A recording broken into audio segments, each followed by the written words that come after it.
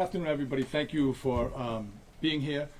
As you know, we had the tragic issue yesterday, and we wanted to try to give you as much information as we can. We have a couple of speakers, but before I do, I just want to and really,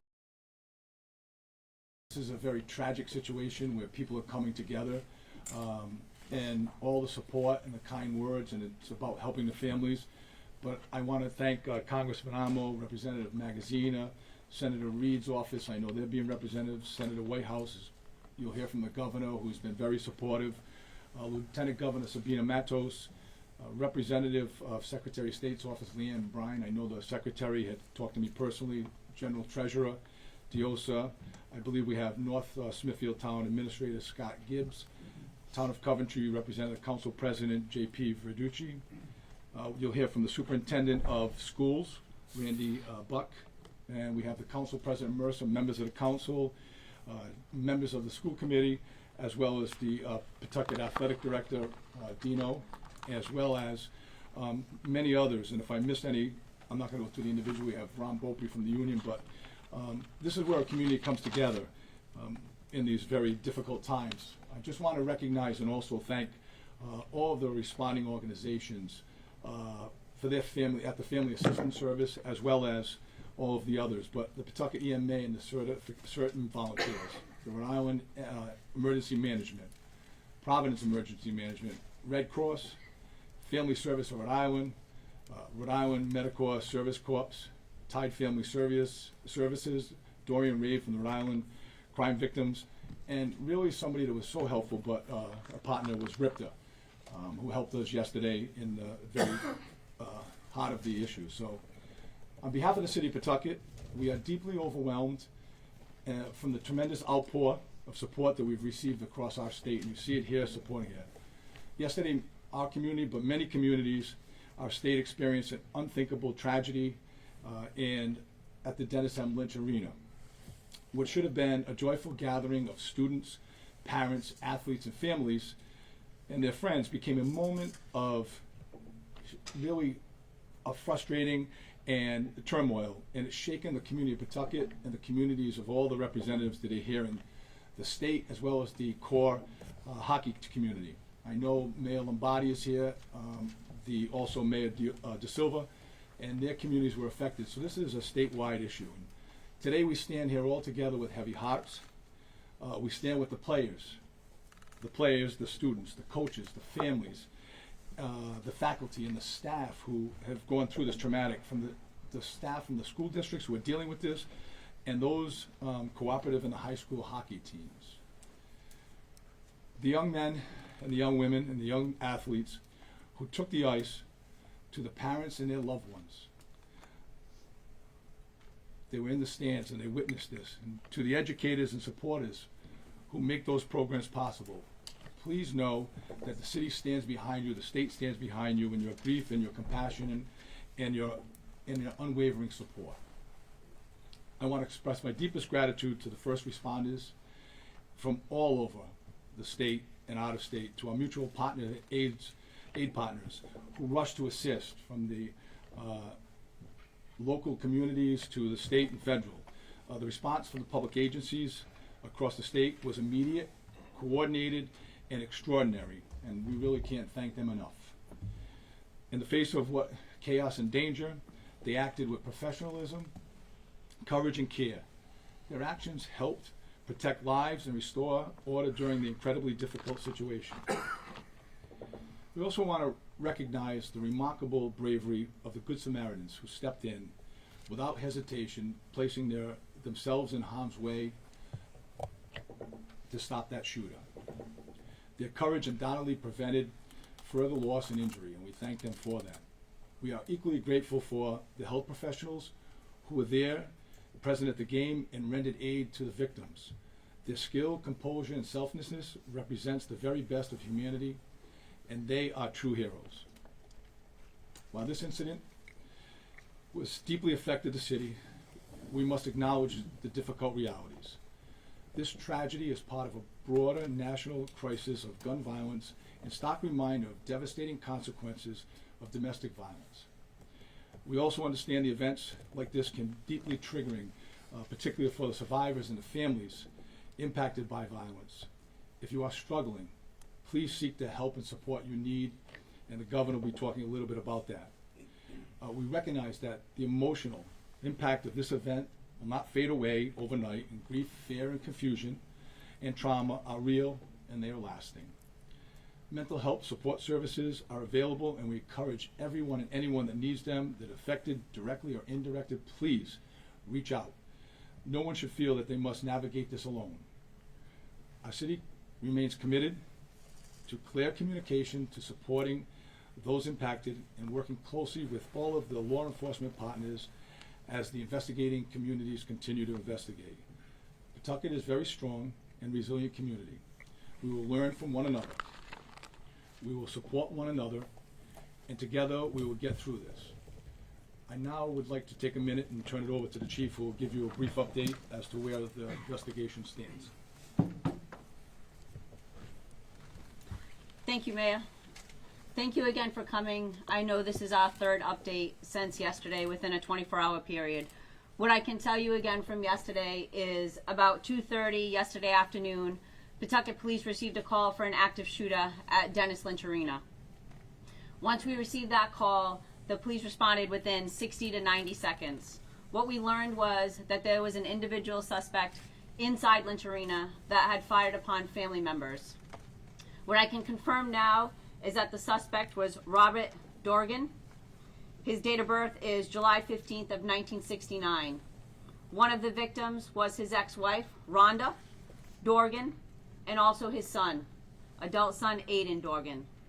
Rhonda succumbed to her injuries on scene at Lynch Arena, and the son Aiden succumbed to his injuries after being transported to the hospital. We have three other individuals, Linda Dorgan and Gerald Dorgan, which are the parents of Rhonda. They are at the hospital now.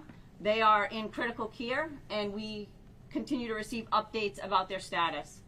The final victim was Thomas Geruso. He is a family friend of the family, and he is also in critical care at the hospital, and we continue to monitor his progress. What I can tell you is that they were all at the event for a son, a juvenile son who was playing hockey. It was their senior night, and there was no expectations or any indication that there was going to be any type of violence yesterday at the arena. I can tell you that individuals on site, several bystanders, I would say that probably whether they have been family or friends of the individuals playing hockey, stepped in, they intervened, and at least 3 bystanders were able to circum the suspect. At that time, the suspect did reach for a second firearm, and he did inflict a self-inflicted gunshot wound, which is what he succumbed to on scene. I can tell you that there were first responders on scene outside of Pawtucket, several nurses, several firefighters, and they also rendered aid to the victims until fire personnel responded. Once police responded, obviously we were met with a tremendous amount of people exiting the arena. We were able to make entry, and we also rendered aid to those individuals until they could be transported to the hospital. Central Falls Rescue and Pawtucket Rescue responded, and they also rendered aid. What I can tell you from what we've learned so far is that this individual had responded to hockey games in the past to watch their son play hockey, and that this was not unusual for them to respond to watch a hockey game. Again, there was no indication from the family or friends that any violence was underway or that they were in fear of this specific individual. What I would like to say is obviously the investigation is ongoing. We continue to look into maybe what the motivation was. We're not sure at this point what the triggering event was that happened yesterday. We are conducting several search warrants at this time, looking for additional information. We have reviewed several videos, both internally because it was a sporting event, so Live Bond was streaming that event for the families. We have also witnessed and we've combed through videos of parents that were videoing their individual children playing the game, which of that they love. So we have been kind of streaming through that to make sure that we're getting a clear picture of what happened. We ask that any video that may not have been forwarded to us is forwarded to the police department. We also ask that information that's coming out only come out through obviously the Pawtucket Police Department in the city of Pawtucket. We will be the ones that are pushing out the facts to you. So if you have questions, again, we ask that you reach out to us specifically and not to rely on social media posts. those posts that we putting out there are not necessarily accurate, and they're trying to spin a story in a different way. So we ask that you rely on the information that we're giving you.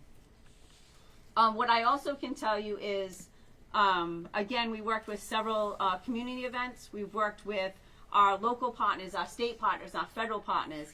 There was a lot of outside help that showed up on the scene. I can tell you right now we have individuals working in another state with the FBI trying to assist Pawtucket in search warrants that we have ongoing right now.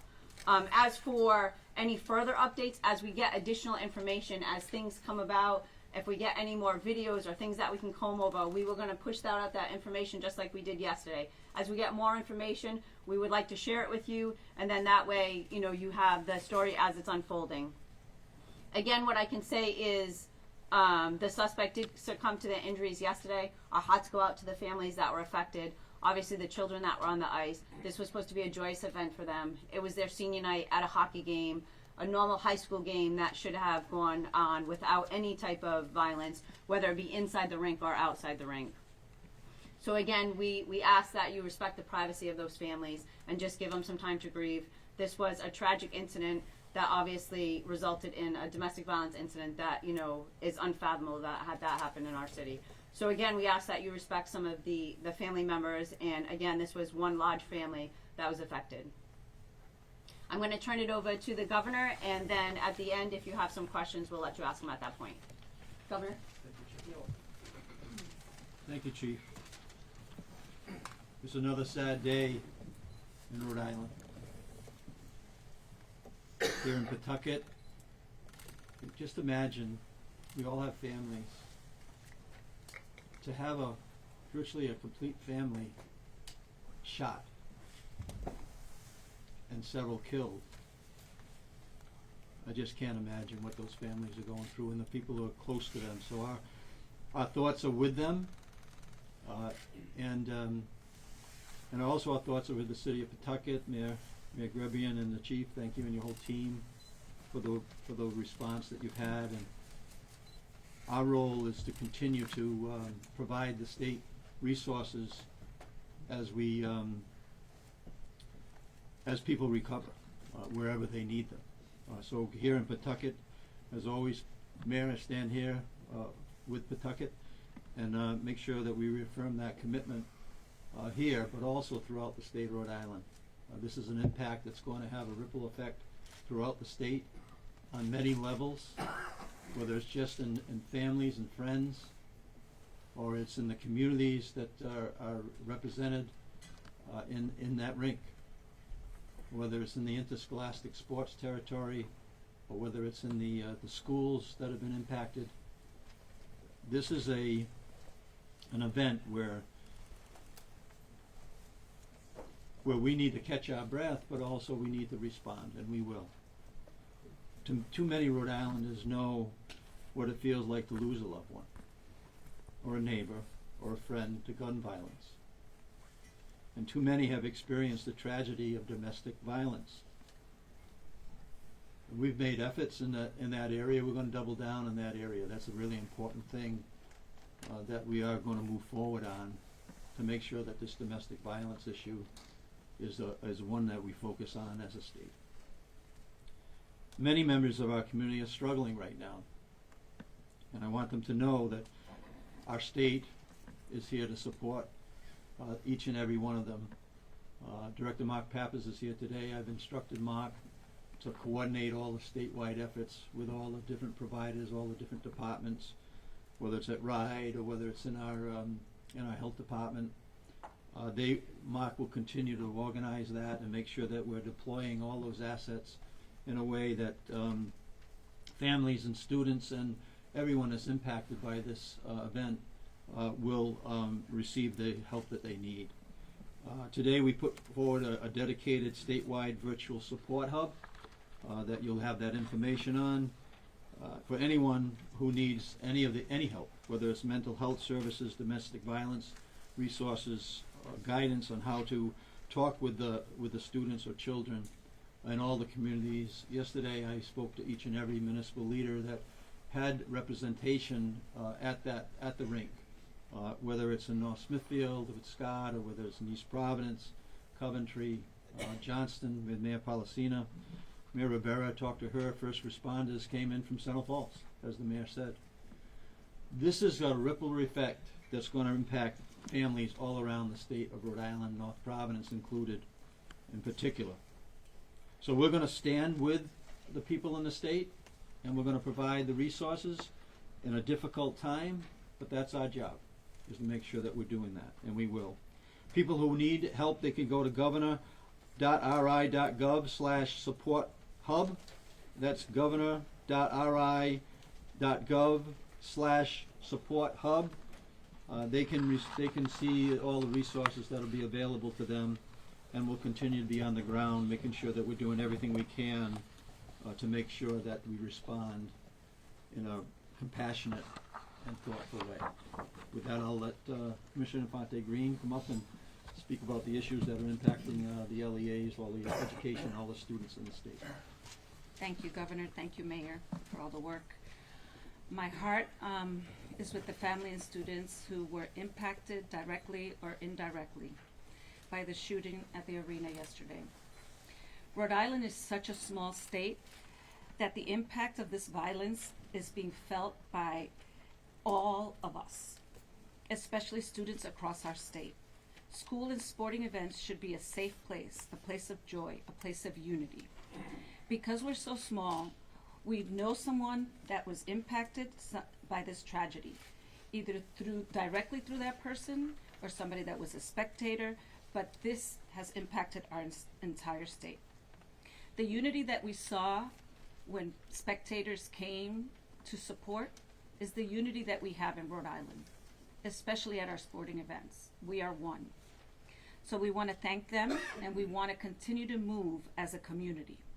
So I say to the students and the families that are listening, we are here. We're here to support you. You're not alone. Just because schools are closed this week, we are working, all of government is working to support you. There's a community of people here for you. If you need help during this hard time, and any of you that have seen the video, just by watching what happened, raises our anxiety. Ask for help. If you need immediate help, please contact 988, the Suicide and Crisis Line. You don't have to wait to go back to school.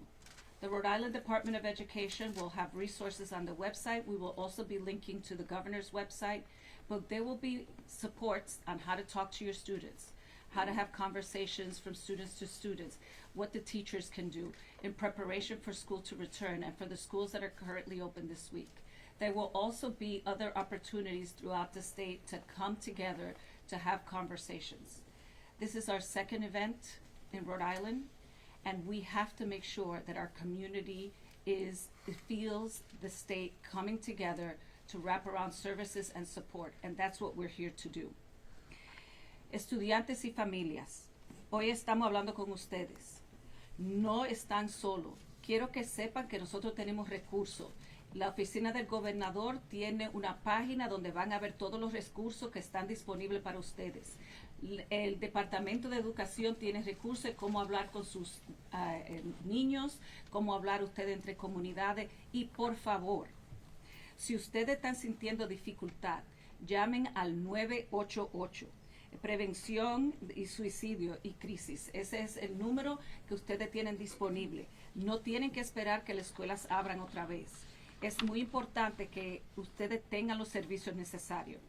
In addition to all the local resources that will be available on the website, RIDE has also collaborated with our partners at Hazel Health to provide virtual healthcare services to all students in Rhode Island. All Hazel visits are online, and students can connect from wherever they are, and they're available in 25 languages. Estamos aquí con esta tragedia. Nosotros tenemos una colaboración con los servicios de Hazel Health para ofrecerles servicios médicos virtual a todos los estudiantes de Rhode Island. Donde quiera que esté, pueden adquirir estos recursos y en cualquier lugar. Visit hazel.co to get started. Visiten a hazel.co para empezar. RIDE will be collaborating with school districts, offering supports as well as resources. We will be updating our website with additional resources for students, families, and the community at large. I want to thank all of you for the support. We have gotten an enormous amount of outpouring. I'd also like to thank our other colleagues from other states that have also given us national resources. Our schools are going to need that. Our superintendents, our principals, our teachers are going to need this support. With that, I'd like to turn to the superintendent of schools here in Pawtucket, Randy Buck, who will continue the conversation. Thank you. Thank you, Commissioner. Good afternoon, all. Like so many across our city, the Pawtucket School Department is deeply heartbroken by this tragic act of violence that has shaken our entire community here in Pawtucket. Our thoughts and prayers are with the victims, their families, and particularly those who are grieving this evening. This tragedy, as you know, also has touched the Pawtucket school community as members of our own staff were personally impacted. We are surrounding them with care, compassion, and the full support of our district. We're coordinating a comprehensive response for both staff and students, including access to social workers, mental health professionals, and employee assistance services this week and when students return from the break next week.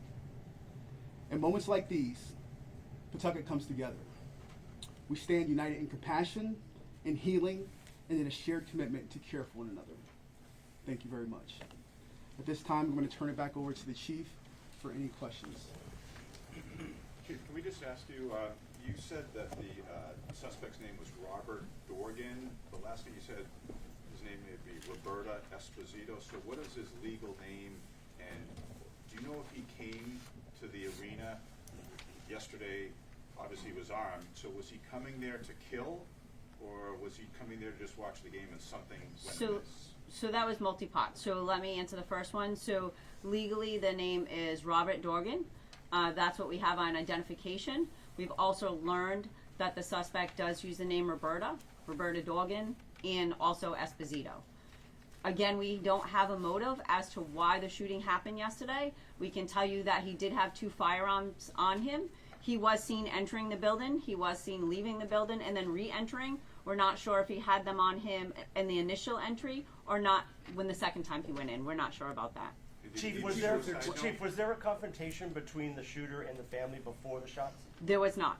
Was there any conversation between them beforehand? So- Or whether that was in person or through messaging before the game, was there any? So what I can conversation say about any conversations with the family, again, is that the family there that was sitting on the bleachers was affected. Some are still in critical care, so we're still gathering that information.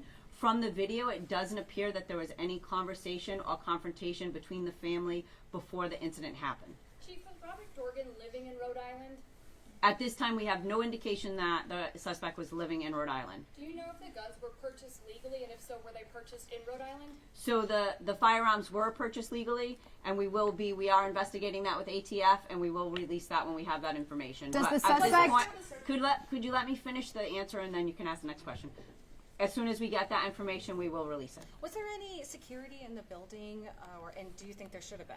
So as for sporting events, anything like that, if Lynch Arena felt like there was a need for it, they would have reached out. There was no indication that there was any type of violence that was going to happen at the event.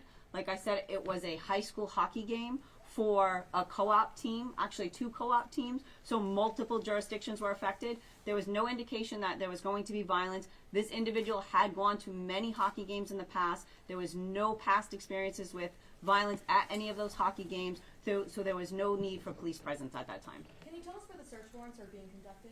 Not at this time, no. I have a question maybe for the superintendent. Is one of the victims, Mr. Geruso, the same one that's working at Shea High School? Is that the connection there? So out of respect for the family, I'm not going to confirm that. But again, like I shared before, it has impacted our staff members. So I don't want to share that information at this point in time. But thank you for the question. For the chief, we've seen reports that the suspect had a license to carry at some point in Maine. Did he have a license to carry in Rhode Island? And what were the types of firearms that he had on him? So what I can tell you for the 2 firearms we recovered a Glock 10mm, and we also recovered a SIG 226. Chief, it appears that Robert. Yes, that's correct. It appears that Robert made some comments on social media the day before about this is why trans people might go berserk. Are you investigating those comments? Or So we have looked into social media postings. There were tens of thousands of postings. So it is going to take us hours to comb through those postings and see if there's anything that would have gave any insight into the incident that happened yesterday. At first glance, we don't see that, but again, there were several thousand postings that we're going to have to comb through. So that's why we've reached out. Anybody that sees anything on social media to obviously refer it to us. But again, there was tens of thousands of postings. Chief, have you seen any link to any type of extremist groups? Link with Robert? Yes. Not at this time. Did he have a license to carry here in Rhode Island? So again, we are confirming with ATF. He did have a license to carry out of Florida, so we are working to see if they had a license to carry anywhere else. Could you speak to the specific impact on the specific communities impacted, like with Smithfield, and what their efforts are going to be going forward? So, I mean, that's a question, obviously, for those individual communities. What I can tell you is, with the co-op, there were several communities that were affected. Obviously, the incident happened here in Pawtucket. With Blackstone Valley, though, it was North Smithfield, it was North Providence, we had PCD, we had St. Raphael's, and then obviously we had Coventry, Johnston. So there were at least 6 communities that were affected, 7 communities including Pawtucket. So there were, 6 communities, that were involved. And obviously the resources we have, we're working with the Attorney General's office very closely. We also worked with RIPTA last night, who assisted us. Also, we've also been in contact with our other partners locally and state partners and our federal partners. And one thing that I can say is when a tragedy happens somewhere in Rhode Island, everybody responds. Everybody's been reaching out and trying to offer whatever type of assistance they can. We're in constant contact with the Attorney General's office. They're offering us that assistance when needed. And also what I can say is that during an event like that, it's very important that we come together. It's important that we respect these families and that we offer them the services that they so need. Anybody that was affected yesterday, we do have services set up at 175 Main Street. They can respond to 175 Main Street, and there are services there, or they can be referred if they need other services. But we are offering services right in Pawtucket at 175 Main Street for those families that were affected on the site yesterday. Chief, did the family give any indication how they identified themselves? Was there some sort of transgender process happening? So that really is kind of irrelevant to our investigation at this point. What I can tell you is the identification was in the name of Robert, and then we also know that the suspect went by the name Roberta. It appeared that the suspect was in female clothes yesterday, but again, that's nothing that had swayed the investigation one way or another. We're just trying to kind of factually put the pieces together and let that lead us on to obviously why this occurred yesterday. Everybody's looking for answers. The police department obviously is looking for answers too. We want to know why it happened, especially in our community. So that's what we're trying to do, trying to put together that timeline and answer those questions. As far as Chief, the the police family has said investigation, that what's Robert, pending? the chief of the family has said that Robert Dorgan had mental health issues. Have you seen any history of that? Was there any treatment, any medication? So we do not have medical records at this time. That's obviously an avenue that we'll pursue. But again, it has only been 24 hours, so these are questions that we're trying to answer. And again, we're working with a family that has suffered such a great tragedy. We're trying to, at the same time, respect some of their privacy and speak to them when it's appropriate too, right? Because this is one family that's been greatly affected, so we're trying to speak to them. Can you just shoot explain? into a crowd of people and hit all of your targets. Is there any indication of professional firearms training? So it was very targeted. Like I said, and you saw from some of the videos that were put out there, he did approach the family individually, and he fired upon the family. As far as the investigation, what else is pending at this point? The investigation is still pending. It's still pending. Yes. Is So there anything specific you can say? we were going to take the leads as they come, and we will follow through with them.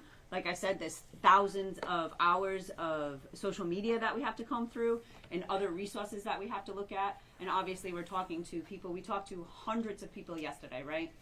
Everybody that was in the rink.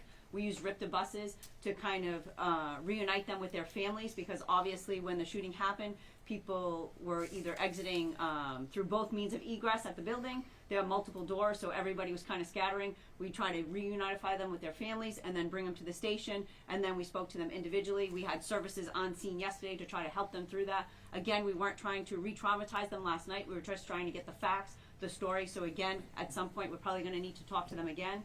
We talked to the people that intervened and assisted with succumbing the suspect. So again, those are people that we're going to follow up with. Is there any plans to release any official video that was taken or live streamed throughout the incident? So the police department would not be releasing video of the incident, the live stream. That was up live streamed through Lynch Arena through Live Barn.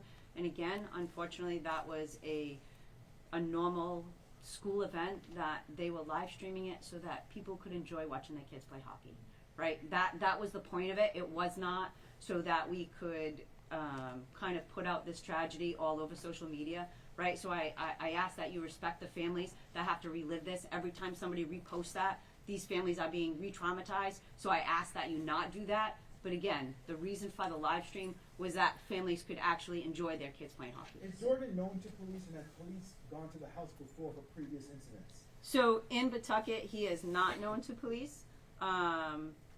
There were some contacts throughout the state, but nothing that would indicate any type of violence. He was certainly traveling throughout the country. Are there any indications, any law enforcement hits in Maine and Florida and other places where he lived? Not that we had that would indicate any type of violence. We are still kind of working with our other partners throughout different states to see what information we can, because like you said, he did travel quite some distance, whether it be to other states. So we are trying to gather all that information. But again, it has only been 24 hours. So we were focusing on Rhode Island to see what kind of information we hit here. And like I said, we are out with our FBI partners right now doing search warrants outside of the state. Chief, did you say that he left In the live stream, did the Good Samaritans tackle Dorgan? So I can tell you that the Good Samaritan stepped in and they were able to overcome the suspect. And at that time, that's when he inflicted the self-inflicted gunshot wound. Chief, did he tell us anything about his movements? Do you know if he left a suicide note in any of his residence? Not that we have found at this point. Can you tell us anything about his movements prior to the shooting yesterday? Transit into Rhode Island yesterday, or present in Rhode Island in the hours before? So what I can tell you is that we are establishing a timeline of what led up to the incident. What I can tell you is that we do have the individual at the premises for quite some time before the event, which wasn't unusual. Again, like I said, the person had traveled to watch the son play hockey multiple times, so that wasn't unusual. Again, we said we saw him enter the building, exit, and then re-enter. So we're trying to put that timeline together. But again, it wasn't unusual for the person to respond and watch them play hockey. Where was he living as of yesterday? So that is what we are trying to confirm at this time, but not a Rhode Island resident. Chief, apart from you mentioned there were some incidents, I think, with some family members about 6 years ago. Has there been, as far as you know, any contact or any issues with family or anybody else since then? I didn't say that. I'm sorry. I don't know where you got that from. Well, I guess there are court records that he had some run-ins with family members and accused them of assaulting him, including the father-in-law. Not here in 6 years Pawtucket. ago, but anything since then? Not here in Pawtucket. So the incidents that I think you're referring to was he was a victim in another community, but nothing that I would say again would make us question whether or not he had any violent tendencies. So the report you're speaking to is, again, he was a victim. Aside from the investigation, a lot of questions parents have is what kind of conversations are being had for future games. Games will be going on throughout the year. So is there a plan? Is that something different communities are thinking of right now, or in Pawtucket even? So in Pawtucket, we have a very strong community policing unit. Our community policing unit works very closely with the superintendent's office. We are in constant contact with them. We have individual SROs in our middle schools and in our high schools. We have our CPU offices that attend events. They attend it on their own time. They participate in them. Some of them have even volunteered coached in the past. So we are very actively involved in our events and in our youth events within the community here in Pawtucket. And again, the superintendent can attest to that. We have a very good working relationship with the superintendent, and we have a very large community policing unit that is very integrated within the schools. I'd imagine once the arena opens up again, there's going to be more stringent measures to ensure that there's no guns in the facility. Am I correct? That'll be a conversation, yes. Chief, can you just talk for a minute? This is the second mass shooting in Rhode Island in 2 months, and that must be horrible to get that phone call as the police chief. Your job is to serve and protect. Can you just take a second and tell us how you're doing and what this is like for you, taking the game face off of the investigation just as a person, as a parent, as a human being, people are reeling here. So as a parent, obviously that hits very close to home. I have children that have participated in youth sports from a very young age. I've watched live stream. I've watched their sporting events, obviously during COVID for that period of time. So that does hit very close to home. As a police chief and a member of law enforcement, I think it's something that we respond to because it's what we're meant to do. It's part of our job. I think we kind of try to separate the two. We go in factually. We try to come to the bottom of what it is that happened. We try to put that information out. We try to bring justice to those families and some solace and some comfort to those families, right? So we're going to be in constant contact. Our detectives are here today as part of the interview, and obviously they're in constant contact with those families. It's kind of very hard to separate the two. It's kind of a job that I've been doing for almost 28 years. So I think at this point, you know, any phone call like this is horrific, and I don't want to receive it, and I hope I never receive another one. But I think we're trained to respond to calls of this nature. I know some of you asked yesterday, we had a training going on for an active shooter that was off-site as just part of our normal training to make sure the men and women of the police department know how to respond if we do have a tragedy. So those individuals that were there, they were on a training. When they heard the calls for service, they responded. I mean, that's what we do. If someone calls for help, we go. We can take 2 more questions. Chief, do you think, did Dorgan say anything? I know there was no confrontation, but did they say anything while they were? So it's nothing on the video would indicate that there was any conversations. Again, the victims are in critical care, so it's hard to say. So any conversations will obviously follow up with them when they're able to speak to us. But as far as we know, there was not a conversation nor a confrontation between the family and Dorgan right before the incident. Do you think it was planned? Again, we're trying to establish motive. I don't know. Thank you, Chief. Good. Thank How do you. you pronounce your Thank last you. name, Chief? So we- Gonzalez.